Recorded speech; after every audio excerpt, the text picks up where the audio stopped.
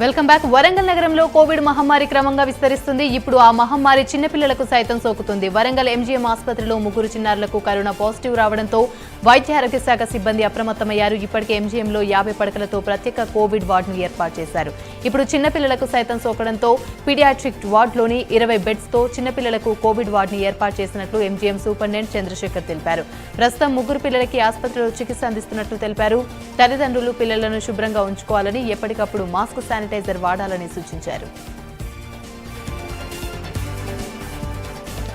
సచివాలయంలో ముఖ్యమంత్రి రేవంత్ రెడ్డిని మర్యాదపూర్వకంగా సిపిఎం రాష్ట్ర కార్యదర్శి సమ్మినేని వీరభద్రం కలిశారు. ఆయనతో పాటు పలువురు సిపిఎం నేతలు రేవంత్ను కలిసి బొకే అందజేసి శుభాకాంక్షలు తెలిపారు. కృష్ణా జిల్లా అవనిగడ్డలో మాజీ ఉపసభాపతి మండలి బుద్ధా ప్రసాద్ ని కేంద్ర సాహిత్య అకాడమీ అవార్డు గ్రహీత గోరంటి వెంకన్న మర్యాదపూర్వకంగా కలిశారు. ఇంటికి వచ్చిన వెంకన్నని మండలి బుద్ధా ప్రసాద్ శాల్వాతో సత్కరించారు. కవిత్వం అనేది ప్రజల బాధలను వెలికితీసేలా, సమాజంలో ఉన్న చెడును బయటకు తీసేలా ఉండాలన్నది తన అభిప్రాయమని మండలి బుద్ధా ప్రసాద్ అన్నారు. ఆంధ్ర తెలంగాణలో యాస వేరైనా భాష ఒకటేనని గోరంటి వెంకన్న చెప్పారు. ఏపీ మంత్రి ఉషాశ్రీ చరణ్ కి నిరసన సెగ ఎదురైంది. ఆమెకు వ్యతిరేకంగా శ్రీ సత్యసాయి జిల్లా పెనుగొండ నియోజకవర్గంలో నినాదాలు హోరెత్తాయి. అధికారికంగా వైసీపీ నుండి ఆదేశాలు రాకముందే పెనుగొండకు తాను పోటీ చేస్తానని ఎలా మాట్లాడతావంటూ ప్రశ్నించారు. కష్టకాలంలో శంకర్ నారాయణ పార్టీని స్థానిక నాయకుల్ని కాపాడుకుంటూ నడిపించారన్నది గుర్తు చేశారు. అలాంటి నాయకుడైన శంకర్ నారాయణని టికెట్ కేటాయించకపోతే ఆత్మహత్యలకు కూడా వెనుకబడబోమని కార్యకర్తలు పేర్కొన్నారు. ఇప్పటికైనా అధిష్టానం పునఃపరిశీలించాలని కార్యకర్తలు కోరారు.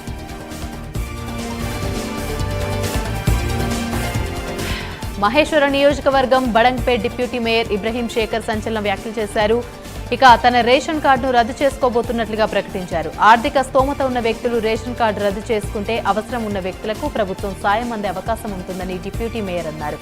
అవసరం లేకున్నా ప్రభుత్వ పథకాలను పొందుతున్న వ్యక్తులు ముందుకొచ్చి స్వచ్ఛందంగా రేషన్ కార్డును రద్దు చేసుకోవాలని ఇబ్రహీం శేఖర్ సూచించారు.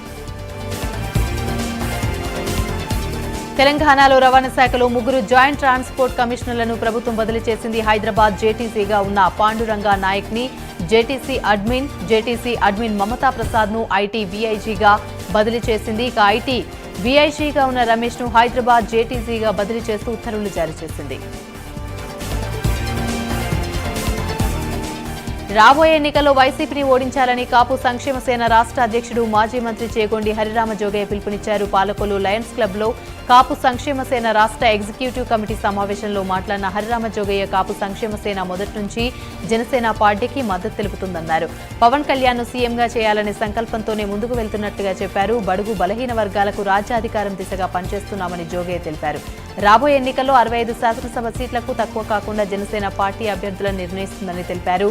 వీటిలో 25 సీట్లకు తక్కువ కాకుండా కాపు, తూర్పు కాపు అభ్యర్థులకు కేటాయించే విధంగా చూడాలని సమావేశంలో తీర్మానం చేసినట్లు జోగయ్య సూచించారు. పశ్చిమ గోదావరి జిల్లా తాడేపల్లిగూడెంలోని అంగన్వాడీలు 19వ రోజు ధర్నాకు దిగారు. నిరసనలో భాగంగా అంగన్వాడీ వర్కర్లు ఉప ముఖ్యమంత్రి కొట్టు సత్యనారాయణ ఇంటిని ముట్టడించారు. మంత్రి బయటకు రావాలంటూ నినాదాలు చేశారు. మంత్రి బయటకొచ్చే వరకు అక్కడి నుంచి కదిలేదన్నారు. చివరికి పోలీసుల జోక్యంతో అంగన్వాడీలు అక్కడి నుంచి వెళ్లిపోయారు. అభివృద్ధి విషయంలో రాజీ ఉండకూడదని ఐటీ శాఖ మంత్రి దుద్దిల శ్రీధర్ బాబు అన్నారు. చదువుకున్న యువతకు ఉపాధి కల్పించే దిశగా కృషి చేస్తానని, త్వరలో టాస్క్ కార్యక్రమాన్ని ద్వారా యువతకు శిక్షణ ఇవ్వనున్నట్లుగా వెల్లడించారు. మేడిగడ్డ పర్యటన ముగించుకుని కాళేశ్వరంలోని విజయోత్సవ ర్యాలీలో పాల్గొన్నారు. మంత్రిగా ప్రమాణ స్వీకారం చేసిన తర్వాత మొదటిసారిగా గ్రామానికి రావడంతో భారీ సంఖ్యలో జనం తరలివచ్చారు. శ్రీ కాళేశ్వరం ముక్తేశ్వర స్వామి ఆలయానికి రాగా అర్చకులు, అధికారులు పూనకుంభంతో స్వాగతం పలికి ఆశీర్వదించారు. రాష్ట్రంలో మారుమూల అటవీ ప్రాంతంలో దళిత బలహీన వర్గాల కోసం ఎక్కువగా నిధులు మంజూరు చేయడానికి కృషి చేస్తామని హామీనిచ్చారు. జగనన్న విద్యా దీవెన పథకంపై టీడీపీ జాతీయ అధికార ప్రతినిధి కొమారెడ్డి పట్టాభిరామ్ విమర్శలు గుప్పించారు. జగన్ అన్ని పథకాల్లో లాగే ఈ పథకంలో కూడా మోసం చేశారని ఆరోపించారు. 1 సంవత్సరంలోనే 3 లక్షల మంది విద్యార్థులకు కోత విధించారని మండిపడ్డారు. ప్రతి విడత సుమారు 700 కోట్ల చెట్లు చెల్లించాల్సి ఉంటుంది. 584 కోట్లకు ఎందుకు పడిపోయిందని ప్రశ్నించారు. ఇప్పటికే 4 విడతలుగా పెండింగ్ లో ఉందని పట్టాభి అన్నారు. తమ సమస్యల పరిష్కారం కోసం మంత్రి కాకాని ఇంటిని ముట్టడించేందుకు అంగన్వాడీ కార్యకర్తలు ప్రయత్నించారు. ఐసీడీఎస్ కార్యాలయం వద్ద అంగన్వాడీలను పోలీసులు అడ్డుకున్నారు. దీంతో ఉద్రిక్తత తలెత్తింది. సిఐటియు నాయకులు, అంగన్వాడీ కార్యకర్తలు, పోలీసులకు మధ్య తీవ్ర వాగ్వాదం చోటు చేసుకుంది. ఆందోళనకు దిగిన అంగన్వాడీ కార్యకర్తలను పోలీసులు అదుపులోకి తీసుకుని వ్యాన్లో ఎక్కించారు. పోలీసులు అడ్డుకోవడాన్ని అంగన్వాడీ కార్యకర్తలు ప్రతిఘటించారు. ఐసీడీఎస్ కార్యాలయం వద్ద పరిస్థితిని కాసేపు ఉద్రిక్తంగా మారింది. ఏపీ సీఎం జగన్పై ఎమ్మెల్యే పీవీజీఆర్ నాయుడు ఫైర్ అయ్యారు. జగన్ ఇచ్చిన హామీలో 85% అమలు కాలేదని మండిపడ్డారు. ప్రభుత్వ ఉద్యోగాలు 2 లక్షల వరకు భర్తీ చేస్తామన్నా పూర్తి కాలేదని, మంత్రి నెల జాబ్ క్యాలెండర్ ద్వారా ఉద్యోగాలు ఇస్తామన్నా అమలు కాలేదని పీవీజీఆర్ నాయుడు తెలిపారు. ఇప్పటికే 5 సంవత్సరాలు పూర్తయి ఎన్నికలు కూడా వస్తున్నాయన్నారు. రాష్ట్రంలో అభివృద్ధి కుంటపడిందని పీవీజీఆర్ నాయుడు ధ్వజమెత్తారు. ఉద్యోగులకు జీతాలు ఇవ్వలేని పరిస్థితి నెలకొందని, ఇదంతా సీఎం జగన్ వైఫల్యమని నిప్పులు చెరిగారు.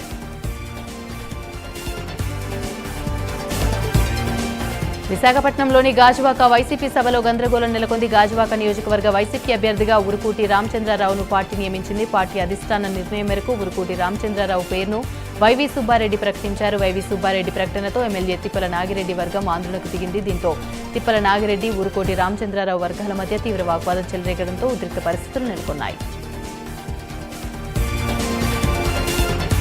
పశ్చిమ గోదావరి జిల్లా భీమవరం జనసేన పార్టీ అధ్యక్షులు కొటికలపూడి గోవిందరావు సీఎం జగన్పై మండిపడ్డారు. విద్యా దీవెన నిధులు వేయడానికి వచ్చిన సీఎం జగన్ పవన్ కళ్యాణ్పై వ్యక్తిగత దూషణలు చేయడమేంటని మండిపడ్డారు. విద్యా దీవెన అనే పదాన్ని కూడా చూసి చదివే వ్యక్తికి సీఎంగా ఎన్నుకోవడం రాష్ట్ర ప్రజల దురదృష్టమని ఎద్దేవా చేశారు. తల్లిని చెల్లిని కూడా పక్కన పెట్టిన వ్యక్తి ఇతర వ్యక్తులను విమర్శించడం సిగ్గుచేటన్నారు. వచ్చే ఎన్నికల్లో వైసీపీ పత్రం ఖాయమనే విషయం జగన్కు తెలిసిందని, అందుకే భయంతో వ్యక్తిగతంగా దూషిస్తున్నారని ఎద్దేవా చేశారు.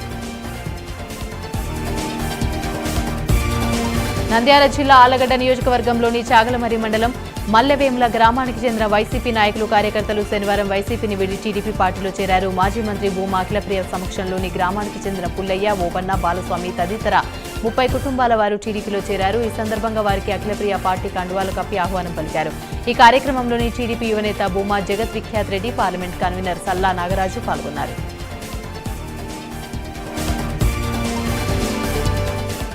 జాతీయ రోడ్డు విస్తరణలో భాగంగా రెవెన్యూ అధికారులు మాచల నియోజకవర్గంలోని పాల్వాయి గేట్ గ్రామంలో రోడ్డుకి ఇరువైపుల భవనాలు కూల్చివేశారు. దీంతో స్థానికులు జాతీయ రహదారిపై ఆందోళన చేశారు. తమకు ప్రత్యామ్నాయం చూపకుండా భవనాలను కూల్చవద్దని బాధితులు కూల్చివేతలను అడ్డుకున్నారు.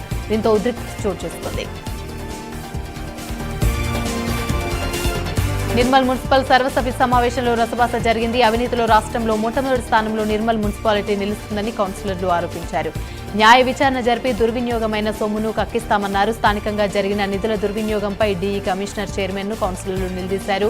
కౌన్సిలర్లకు సమాధానం చెప్పకుండా డీఈ కమిషనర్ చైర్మన్ జారుకున్నారు. ఎన్నికల కోడ్ అమల్లో ఉన్న సమయంలో కౌన్సిలర్ అనుమతి లేకుండా నిధులను ఎలా ఖర్చు చేస్తారని ప్రశ్నించారు. అప్పటి సీఎం కేసీఆర్ మున్సిపల్ మాజీ మంత్రి కేటీఆర్ కేటాయించిన నిధులు ఎక్కడికెళ్లాయని ఆగ్రహాన్ని వ్యక్తం చేశారు.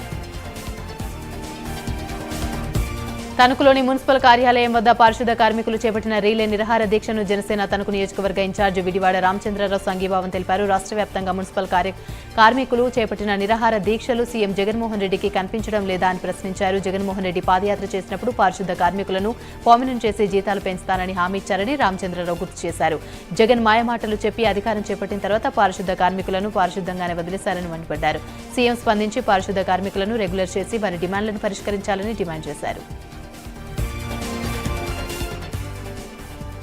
ప్రభుత్వం ప్రతిష్టాత్మకంగా తీసుకుని వచ్చిన ప్రజాపాలన కార్యక్రమాన్ని సద్వినియోగం చేసుకోవాలని మంత్రి జూపల్లి కృష్ణారావు అన్నారు. కొల్లాపూర్ పట్టణంలోని ప్రజాపాలన కార్యక్రమంలో ఆయన పాల్గొన్నారు. సమస్యను పరిష్కరించాలని రెవెన్యూ అధికారుల దగ్గరికి వెళ్తే లంచం డిమాండ్ చేశారని ఓ బాధితురాలు మంత్రి దృష్టికి